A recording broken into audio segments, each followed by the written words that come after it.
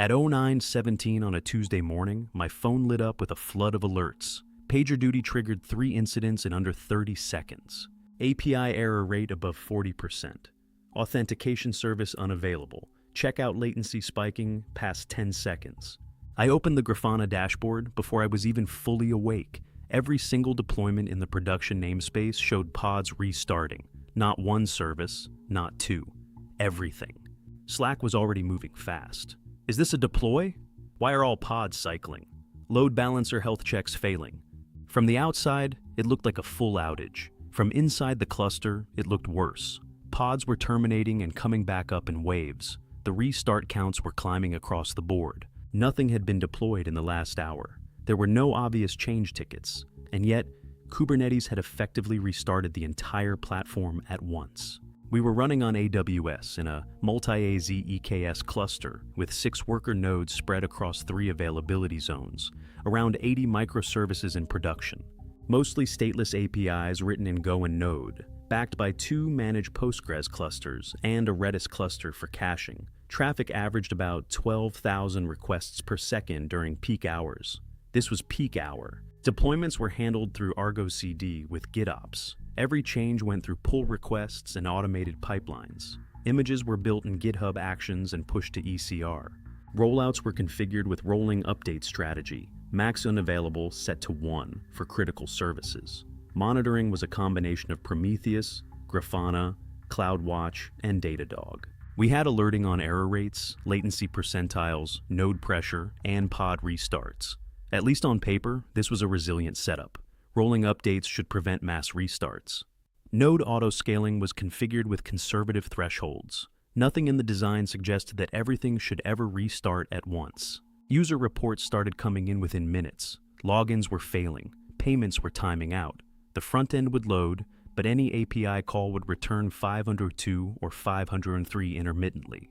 On Grafana, CPU usage across nodes had dipped sharply, then spiked, then dipped again. It looked like a heartbeat. Pods were terminating almost simultaneously across different services.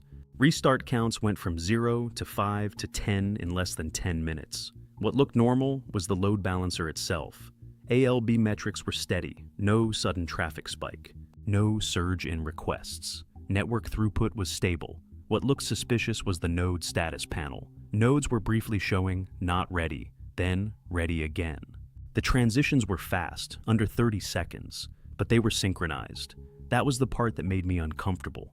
When everything restarts together, it usually means something at a lower layer is misbehaving.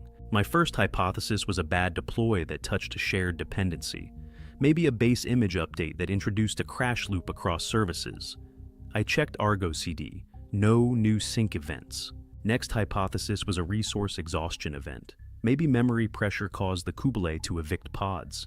I checked node memory metrics. Utilization was under 60%. No kill events in the logs. Then I looked at the events in the cluster. Kubexl get events sorted by timestamp showed a series of node not ready events across all nodes within the same 30-second window. That changed the direction of the investigation. If nodes briefly go not ready, Kubernetes will evict pods and reschedule them elsewhere. If all nodes go not ready around the same time, you effectively trigger a cluster-wide restart. But why would every node flip to not ready simultaneously?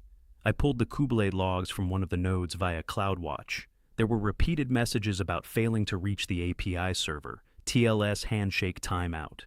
Connection refused. That led to another hypothesis. Maybe the control plane was unreachable. We checked the EKS control plane health in the AWS console. No reported outage. CloudWatch metrics for the API server endpoint showed a brief spike in latency, but not a full failure. In Slack, our infrastructure lead joined the thread. He pointed out something subtle. All nodes had attempted to renew their IAM role credentials around the same time. We had recently changed the node instance profile to tighten permissions. It seemed unrelated at the time.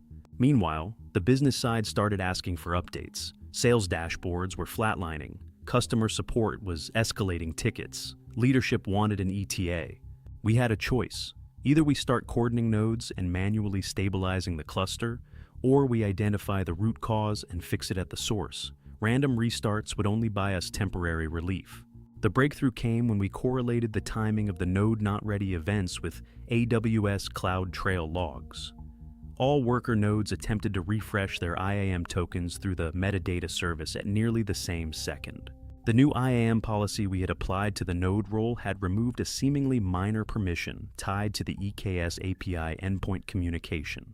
When the Kubernetes tried to authenticate with the control plane using the refreshed credentials, it was denied. The TLS handshake errors were not random. They were authentication failures. Because the credential refresh happened on a synchronized schedule, every node experienced the failure almost simultaneously. Each Kubernetes lost its connection to the API server long enough to mark the node not ready. Kubernetes, doing exactly what it was designed to do, began evicting and rescheduling pods. But since all nodes were experiencing the same issue, pods had nowhere stable to land. They churned repeatedly. It was not Kubernetes acting unpredictably. It was a coordinated authentication failure triggered by an IAM policy change. The fix was straightforward once we were confident in the diagnosis. We reverted the IAM policy on the node instance profile to its previous version. No rolling deploy required, just a policy update. Within minutes, Kubernetes logs stopped showing authentication errors. Nodes remained in ready state. Pod restarts slowed, then stabilized. We debated whether to manually restart deployments to clean up any residual instability. In the end, we let the cluster settle organically, watching error rates and latency percentiles closely. Recovery took about 25 minutes from the first alert to full stability. Error rates dropped below 1%. Login success rates normalized. Checkout latency returned to baseline. We verified stability by tracking pod restart counts, ensuring no further node not ready events, and confirming steady API server connectivity from multiple nodes. What actually failed was not Kubernetes. It was our assumption that tightening IAM permissions was low risk. Detection was weak because we had no alert tied directly to node authentication failures. We only saw secondary symptoms like restarts and error rates. We assumed that control plane connectivity would fail loudly and clearly. Instead, it failed briefly and repeatedly, just enough to destabilize the cluster. Observability gaps included a lack of dashboards, specifically tracking Kubernetes authentication errors and token refresh timing. Organizationally, the IAM change had been reviewed primarily from a security lens. Reliability impact was not deeply considered. The change was made during business hours because it seemed minor. Engineering lessons. First, infrastructure authentication paths are as critical as application code. Any change to IAM roles tied to control plane communication must be treated as high risk. Second, synchronized behavior across nodes can amplify small issues. When token refresh or configuration reload happen simultaneously, failures become cluster-wide events. Third, node not ready events deserve first-class monitoring. They are early indicators of systemic issues. Fourth, security hardening and reliability must be evaluated together. Removing permissions without validating runtime behavior can cause outages as effectively as a bad deploy. Fifth, chaos-style validation of IAM and control plane dependencies and staging would have surfaced this before production. Kubernetes did exactly what it was told to do. The instability came from us misunderstanding the blast radius of a small change.